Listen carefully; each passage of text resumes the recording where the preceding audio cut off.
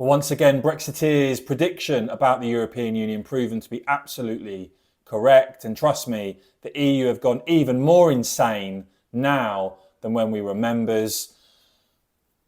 They are now absolutely obsessed with the idea of having an EU army. They even have their own defence commissioner. You'll remember, of course, Remain has denied that the EU had any interest in defence. Well, you can see what the reality is now.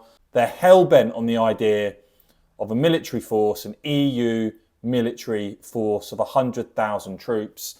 And you're seeing others now talking about this. In Spain, you've seen the foreign minister talking about the creation of an EU army, of a joint EU army. We've seen previously the Italian foreign minister talking about this as well. And some in the EU tried to claim, oh no, this would complement NATO and this is what NATO wants and all the rest of it. Total nonsense as usual. We've now seen the Secretary General of NATO, Mark Rutte, actually weigh in on this, addressing this head on, saying that Putin would actually love the idea of this and that those dreaming of this EU army are living on another planet. This is what Mark Rutte had to say. I think this is a massive truth bomb.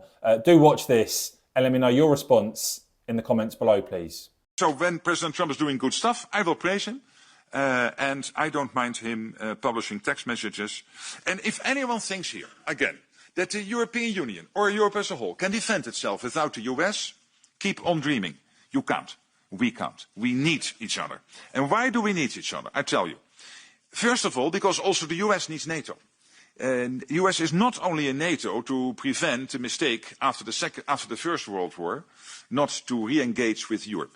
And then again, the long arm of history reaching out to the US again in the Second World War, as Churchill famously said in his speech in 1941 in the US Congress.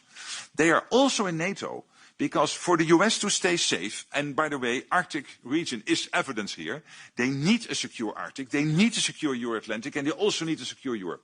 So the US has every interest in NATO as much as Canada and the European NATO allies. But for Europe, if you really want to go it alone, and those of you who are planning for that, forget that you can ever get there with 5%. It will be 10%. You have to build up your own nuclear capability. That costs billions and billions of euros. You will lose then, in that scenario, you would lose the ultimate guarantor of our freedom, which is the US nuclear umbrella. So, hey, good luck.